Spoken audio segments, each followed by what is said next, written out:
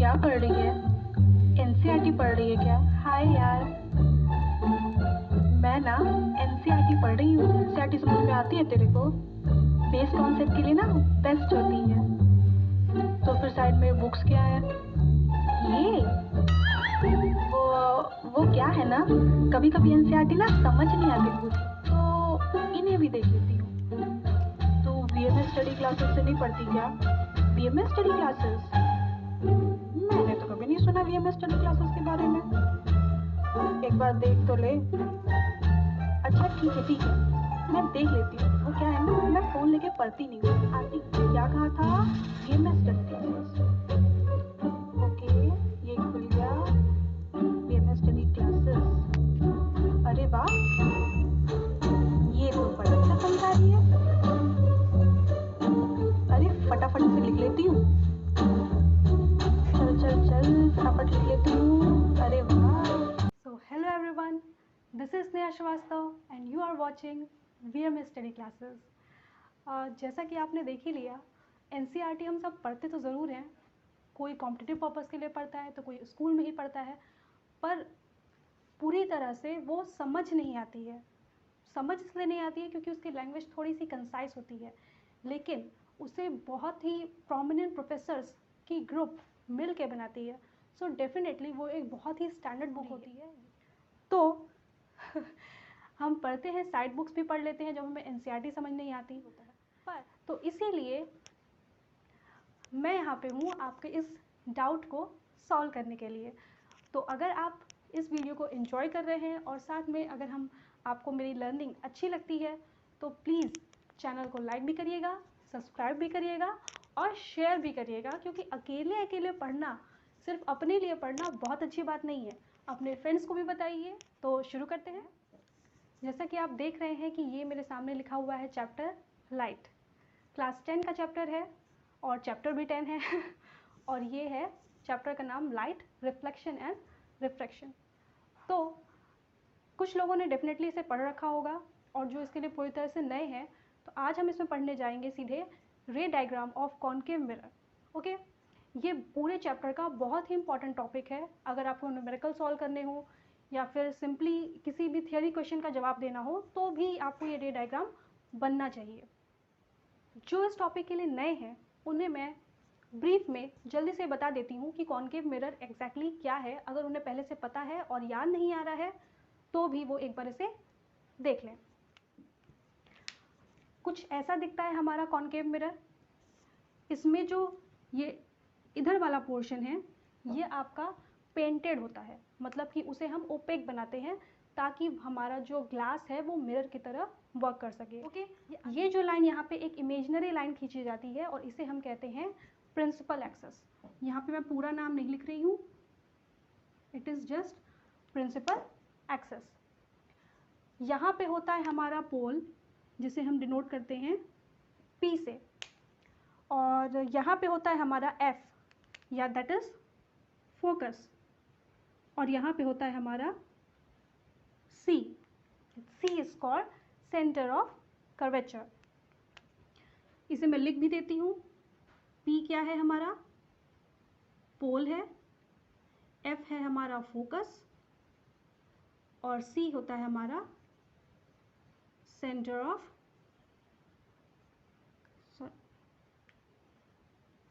Curvature. ठीक है, हमें मिरर का भी नाम देना होता है तो हम मिरर का नाम देते हैं MN।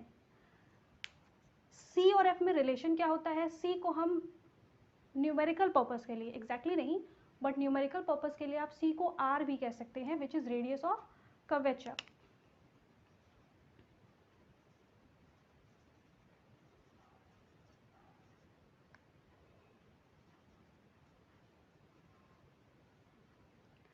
So R is almost numerically equivalent to C. R and C are two different things. वो क्या होते हैं वो मैं आपको दूसरे वीडियो में बताऊंगी, क्योंकि फिलहाल हमारा वो टॉपिक नहीं है। R और C लेकिन न्यूमेरिकली इक्वल होते हैं, उनकी वैल्यू एक होती है, और R और F में एक रिलेशन होता है and that is R is equals to 2F, यानी कि जितनी दूरी यहाँ की होती है उसका जस्ट दुगना यहाँ P से लेकर C तक होता है। क्लियर? जितनी ये लेंथ होती है उसकी दुगनी यहाँ से लेकर यहाँ तक की दुगनी लेंथ होती है।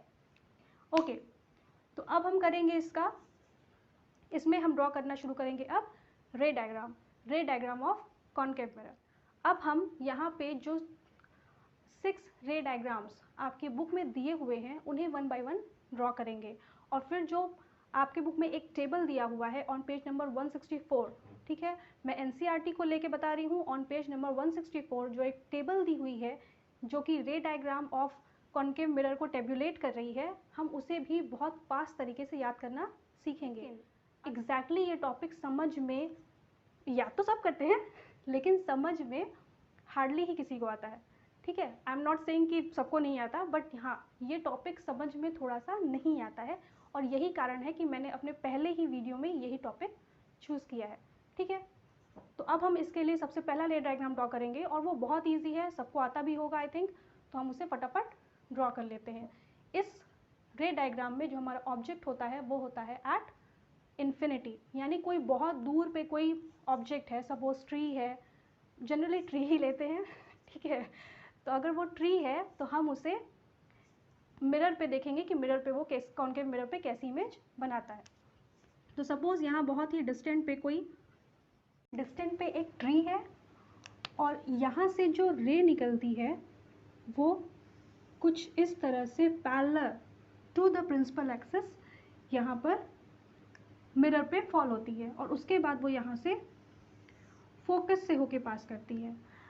जो लोग एकदम ही नए हैं, जिन्हें नहीं पता, जो पहली बार इसे देख रहे हैं, वो ये जान ले कि ये जो रे डायग्राम ड्रॉ किया जाता है ये 4 रूल्स पे डिपेंड करता है। तो आप ये जानिए कि यहाँ से जो लाइन आती है वो प्रिंसिपल एक्सिस के पैरेलल रहती है, और जगह पैरेलल है तो वो यहाँ से रिफ्लेक्ट होने के बाद फोकस से ही पास करती है। इट इज़ अ रूल कि वो यहीं से क्यों गई, सेंटर ऑफ कर्वेचर से क्यों नहीं गई, ऐसा कुछ नहीं है, वो फोकस से ही जाएगी।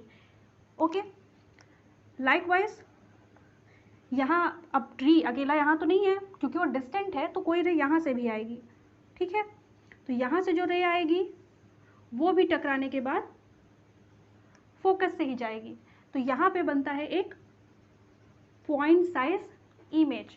ये सबसे सिंपल रे डायग्राम है, इसे सब लोग समझते होंगे, और इसी के कारण चूंकि जो दूर से रे गिरती है वो सारी की सारी फोकस पे इकट्ठा हो जाती है, इसलिए हम कॉनकेव मिरर को कन्वर्जिंग मिरर भी कहते हैं।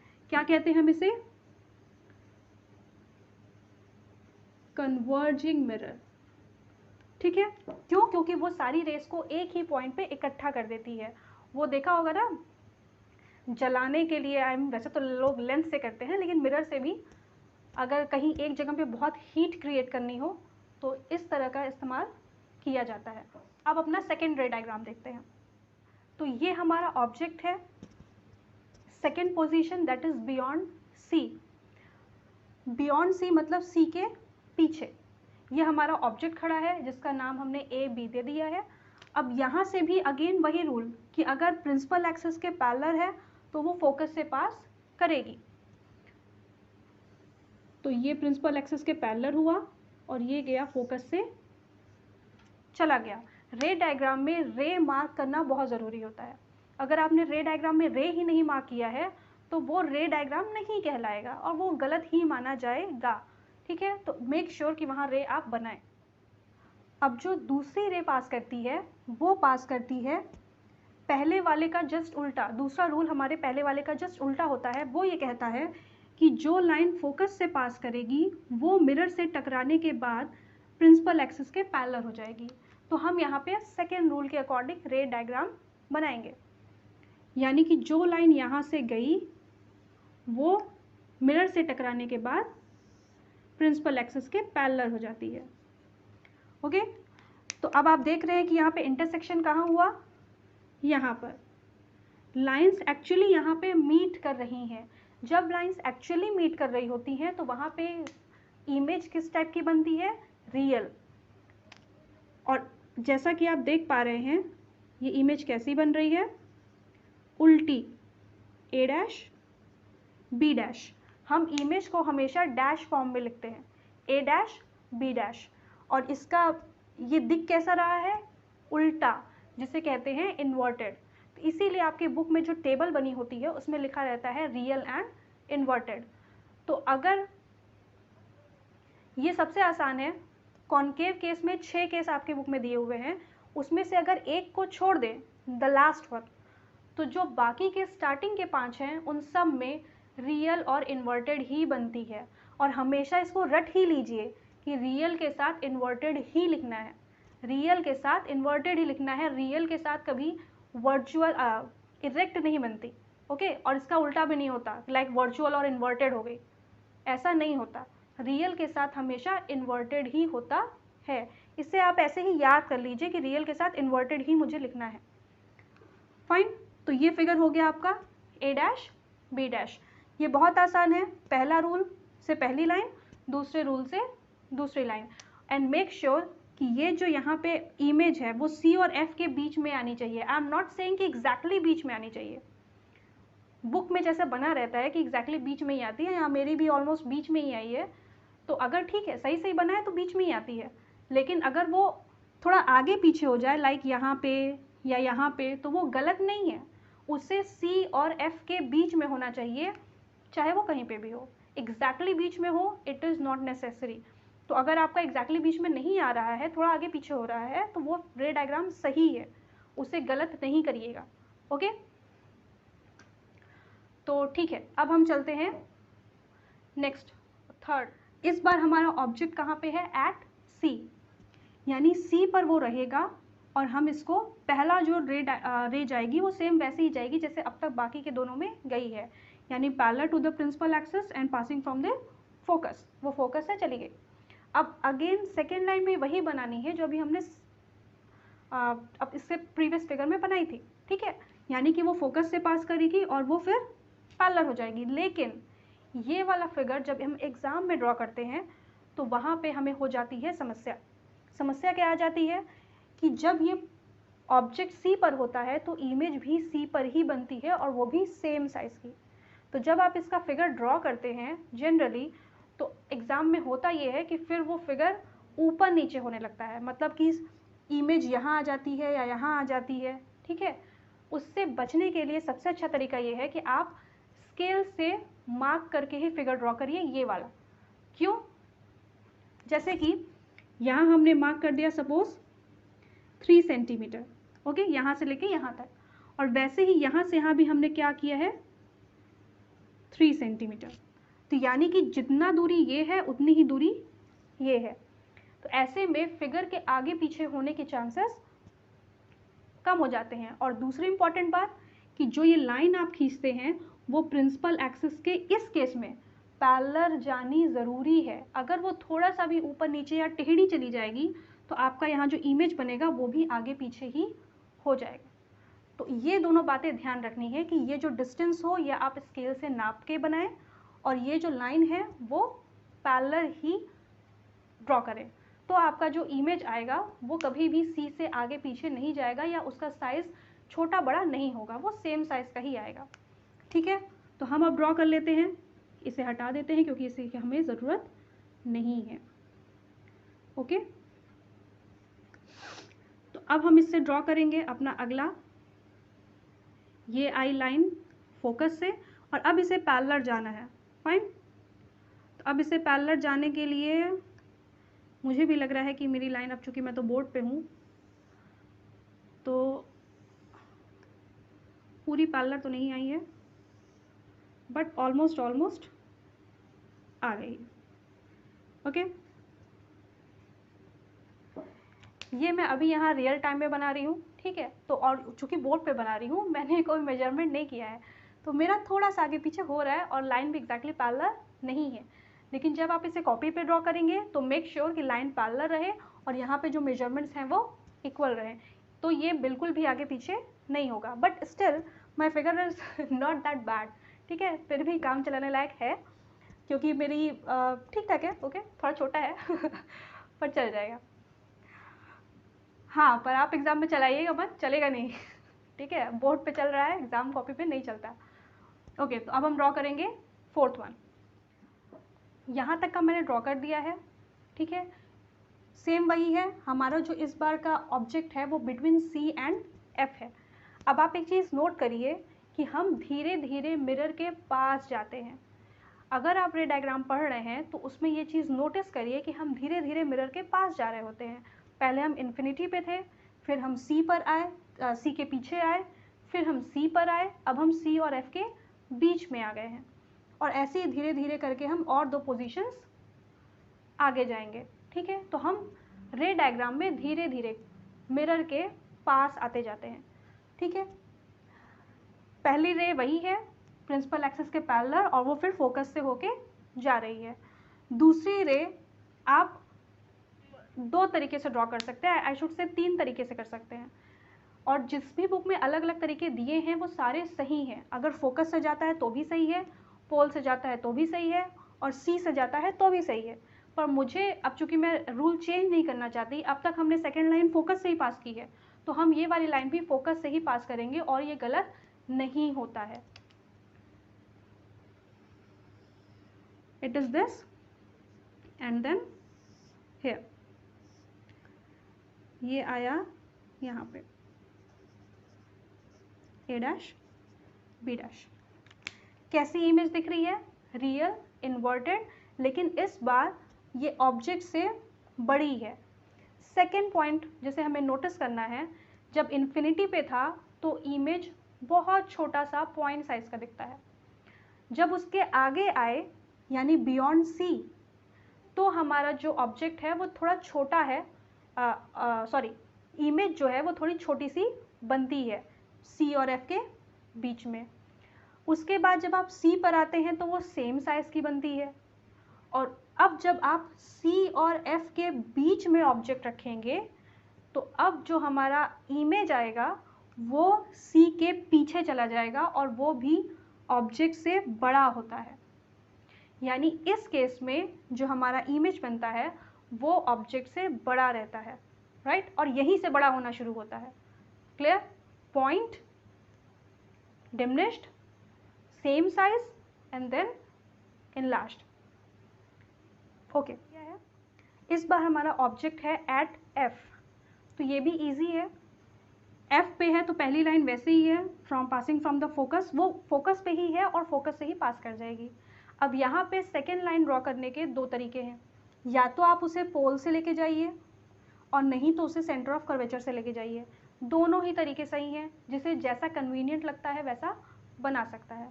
अगर पोल से लेके जाएंगे तो वो ऐसे बनेगी, राइट, और ये लाइन मीट नहीं करती क्योंकि इसका इमेज चला जाता है एट इन्फिनिटी। ये पहले केस का रिवर्स केस है, case number 5, sorry case number 5 is the reverse case of case number 1। ठीक है, तो यहाँ पे ये इमेज चली जाती है एट इन्फिनिटी। और दूसरा केस कैसे बनता है इसी में, अगर मैं इस लाइन को इरेज कर दूं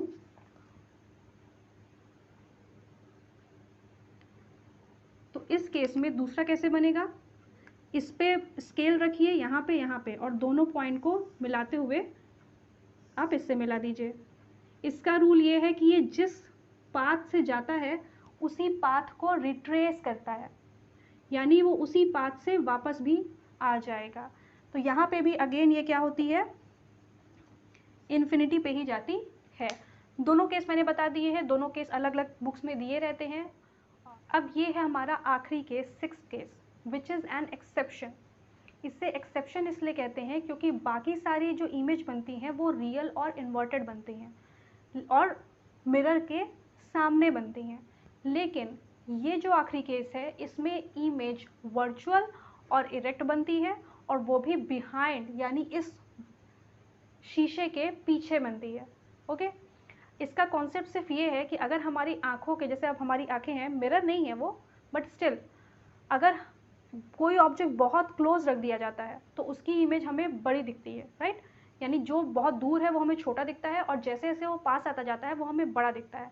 सेम यही कॉन्सेप्ट तो मिरर के साथ भी है। ओके, जब ऑब्जेक्ट बहुत दूर था, इन्फिनिटी पे था, तो उसकी इमेज पॉइंट साइज दिखती है। अब वो एकदम यहाँ शीशे के पास फोकस से थोड़ी ही दूरी पर है, तो इस केस पे जो इमेज मिलती है वो बहुत ही इनलार्ज्ड मिलती है। हाईली इनलार्ज नहीं मिलती बट इनलार्ज रहती है। ओके, और इस केस को जब आप ड्रॉ करेंगे तो यहाँ पे जो ऑब्जेक्ट लेंगे वो छोटा लीजिएगा, अदरवाइज जो इमेज बनती है यहाँ पे वो कभी कभी कॉपी के बाहर निकल जाती है। ठीक है, अब बच्चे कहते हैं कि मैडम कहाँ बनाए, बाहर निकल गया हमारा तो। ठीक है, तो ऐसा नहीं बनाना है, यहाँ पे जो इमेज लेनी है वो छोटी लेनी है ताकि वो हम फिर यहाँ पे एक्यूरेटली ड्रॉ कर सके, वो मार्जिन के बाहर ना निकल जाए, पता चला दिख ही नहीं रहा है कहाँ चलेगी ये इमेज। ओके, तो और ये केस सबसे इम्पॉर्टेंट है, इसे याद रखिएगा, बिटवीन एफ एंड पी ये एक एक्सेप्शन होता है इन दिस केस, मतलब याद करते हैं उससे। अब यहाँ हम चलते हैं, पहली लाइन सेम वैसी ही जाएगी, इसमें कुछ अलग नहीं है, ये कहाँ से पास करेगी, फ्रॉम फोकस। और दूसरी लाइन बनाने के लिए अगेन दोनों ही मेथड सही है आप पोल से भी लेके जा सकते हैं और सेंटर ऑफ कर्वेचर से भी। मुझे सेंटर ऑफ कर्वेचर ज़्यादा कन्वीनियंट लगता है तो हम वैसे ही बनाएंगे। यहाँ पे स्केल रखिए और इस पॉइंट को C और A को, दोनों पॉइंट को मिलाइए। ठीक है, और फिर उस लाइन को एक्सटेंड करिए, यानी बढ़ाइए और लाके मिरर से टच कराइए। दैट इज़ कुछ ऐसा, पहले इन दोनों को मिला लिया और इसके बाद इसी लाइन को हमने आगे बढ़ा लिया। अब इसके आगे चूंकि मिरर तो है नहीं, लाइन तो रिफ्लेक्ट होनी चाहिए, तो रिफ्लेक्ट होती है, ये जैसे जाती है वैसे ही वापस भी आ जाती है। हम यहाँ पे वर्चुअल इंटरसेक्शन कराते हैं, यानी कि यहाँ पे जो लाइट है वो एक्चुअली इंटरसेक्ट नहीं कर रही होती है, हम उसे वर्चुअल इंटरसेक्शन कराते हैं। तो इसलिए हम यहाँ पे सॉलिड लाइन नहीं बनाते, डैश लाइन बनाते हैं। और ये दोनों जाके यहाँ पे कहाँ मीट करती हैं, मीट करी, और यहाँ पे आपका एक सीधा इमेज बनता है which is called A dash and B dash. Okay, दिख रहा है इतना छोटा सा है और कितनी दूर जाके वो मिला है। तो इसीलिए जब आप कॉपी पे बनाते हैं तो होता ये है कि वो चली जाती है मार्जिन के बाहर। तो यहाँ पे लीजिएगा इमेज बहुत छोटा, नहीं तो हो जाएगी बहुत गड़बड़। ओके, सो इस लाइन को यहाँ भी एक्सटेंड कर दीजिए, इधर भी आएगा ये, और ये वहाँ जाके हम मीट कर रहा है। एक्चुअली ये पैरेलल नहीं दिखना चाहिए, ऐसा दिखना चाहिए। ओके, नहीं तो फिर वो गड़बड़ है, एक तरफ पैरेलल है एक तरफ इंटरसेक्ट हो गया, ऐसी लाइन नहीं होती, राइट। तो यहाँ पे भी टेढ़ा होना चाहिए और वहाँ पे उसको मीट करना चाहिए। तो इस तरह से ये हमारा लास्ट डायग्राम है, इसको कहते हैं वर्चुअल एंड इरेक्ट। अब ये भी हमेशा, मैंने पहले ही कहा था कि वर्चुअल के साथ हमेशा इरेक्ट ही होता है, राइट, कभी गड़बड़ नहीं होता। और ये एक्सेप्शन इसलिए है क्योंकि 6 में से ये आखिरी ही केस है जिसमें वर्चुअल और इरेक्ट बनती है, और वो भी बिहाइंड द मिरर। बाकी सारी रियल और इन्वर्टेड होती हैं और वो मिरर के सामने ही रहती हैं। तो इस तरह से यहाँ पे ये 6 रे डायग्राम ख़त्म होते हैं। अब हम इसे क्विकली याद करने का तरीका देखेंगे जो कि हमारे टेबल में दिया हुआ है on page number 164। I hope अब तक आपको मेरा जो भी एक्सप्लेनेशन था वो अच्छा लगा होगा। अगर अब तक आपने देख लिया, अगर झेल लिया है तो थोड़ा सा और झेल लीजिए। आई नो वीडियो थोड़ी लंबी हो रही है और वो भी पहली वीडियो है बट स्टिल ये टॉपिक थोड़ा सा बड़ा है और इसे मैं एक बार में समझा रही हूँ, और इसलिए अब मैं इसे याद करना भी बताऊँगी ताकि अधूरा ना रह जाए, राइट। वरना याद ही नहीं रहेगा तो फिर क्या पढ़ा क्या नहीं पढ़ा सब बराबर हो जाता है। पोजीशन, वो पूरी टेबल आपको याद नहीं करनी है, सिर्फ ऑब्जेक्ट की पोजीशन याद रखनी है, और वो तो बहुत आसान है।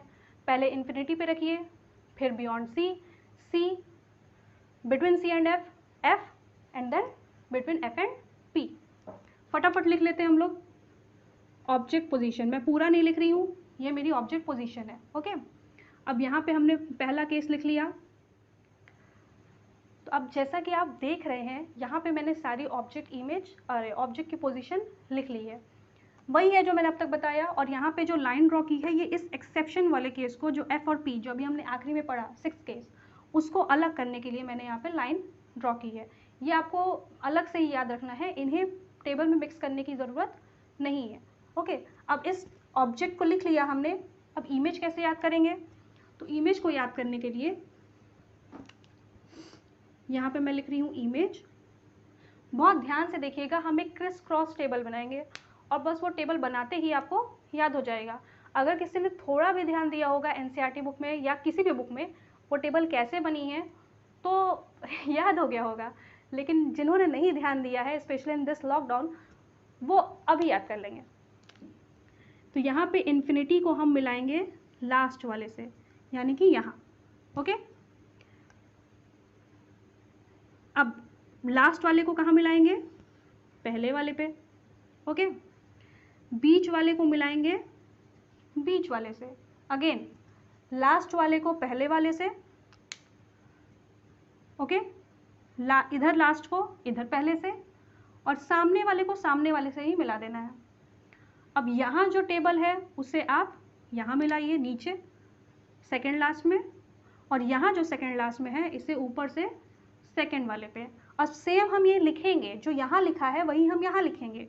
यहाँ हम लिखेंगे एट इन्फिनिटी, ये इन्फिनिटी का साइन है। ओके, या नॉट डिफाइंड भी कहते हैं इसको। और ये हो गया बियॉन्ड सी, तो यहाँ हम सीधे लिखेंगे बियॉन्ड सी। यहाँ पे एट सी है तो हम सामने लिखेंगे एट सी। यहाँ पे है सी एंड एफ, तो यहाँ हम लिखेंगे बिटवीन सी एंड एफ। और ये लास्ट वाला है तो हम यहाँ लिखेंगे एट एफ सी। है ना आसान? अगर किसी ने, ये आपकी बुक में ऑलरेडी है, अगर थोड़ा सा भी नोटिस करेंगे तो आ गया होगा, और जिन्हें नहीं आया होगा उन्हें अब ज़रूर आ गया होगा। ठीक है, तो अब लास्ट केस भी लिख लेते हैं। इसमें हमने देखा ही था कि वो बिहाइंड द मिरर बनती है, तो इस केस को आपको ऐसे ही याद रखना है कि ये कहाँ बनती है? Behind the mirror. ओके, अब रही बात कि उसका नेचर कैसा होता है। टेबल में आगे कॉलम्स यही है ना, नेचर कैसा है। ओके, एंड देन उसकी साइज कैसी है। तो नेचर के लिए हम लोग क्या करेंगे? नेचर हमारा इन सारे केसेस में होता है रियल एंड इन्वर्टेड, तो उन्हें आप ऐसे ही लिख लीजिए कि these are real and inverted. Okay, ये सब में यही है, real and inverted, except last one. Last one में क्या आता है? Virtual and erect. ओके, अब रही बात साइज की, तो यहाँ पे होता है पॉइंट, इस सेकेंड केस में होता है डिमिनिश्ड, इस थर्ड केस में होता है सेम साइज, यहाँ पे होता है इनलार्ज्ड। इन्फिनिटी पे चली गई तो बहुत बड़ी हो गई, इसलिए हाईली इनलार्ज्ड। ओके, और ये आखिरी वाला केस सिंपली इनलार्ज्ड। देखिए पूरी टेबल बन गई। पेज नंबर 164 पे जो टेबल रटने में बहुत वक्त लगता है वो टेबल यूं ही याद हो गई। अब रही बात इस साइज को याद करने की, भाई ये थोड़ा टफ लग रहा है, तो इसमें टफ कुछ नहीं है, आपको सिर्फ असेंडिंग ऑर्डर में चलना है, यानी बढ़ते हुए क्रम में। सबसे छोटा, उससे बड़ा, थोड़ा और बड़ा, थोड़ा और बड़ा, सबसे बड़ा, और हाँ ये तो एक्सेप्शन ही है तो इसे आप अलग से याद रखिएगा। यहाँ तक की टेबल तो सेम पैटर्न पे चलती है, आपको बढ़ते हुए क्रम में इसको याद करना है। सिंपल हो गई टेबल कंप्लीट। और ट्रस्ट मी, ये टेबल जब भी आप कॉनकेव मिरर का कोई भी न्यूमेरिकल सॉल्व करते हैं तो ये टेबल ही वहाँ पे काम आती है। अगर ये टेबल लर्न नहीं होगी, और साथ में कभी कभी लिख देता है कि रे डायग्राम भी ड्रॉ करिए, अब आप ये मत सोचिएगा कि इस साल लोगों ने पेपर नहीं दिया है तो हमें भी नहीं देना है, ऐसी सोच रख के पढ़ाई नहीं करिएगा। ठीक है, तो ठीक, ऐसी सोच नहीं रखिएगा, पढ़ लीजिए। ठीक है, आगे भी काम आता है ये बहुत। तो ये टेबल बहुत ही काम आती है, स्पेशली न्यूमेरिकल सॉल्व करने के लिए। ठीक है, अगर ये याद है तो आप क्विकली न्यूमेरिकल सॉल्व करते हैं, उसमें गलती होने के चांसेस ऑलमोस्ट नहीं होते हैं। तो यही था आज के वीडियो में। Okay, this is my first video and I hope आप लोग को अच्छा लगा होगा। अगर अच्छा लगा है तो दिल से इसे लाइक करिएगा, सब्सक्राइब भी करिएगा और अपने फ्रेंड्स को शेयर भी करिएगा।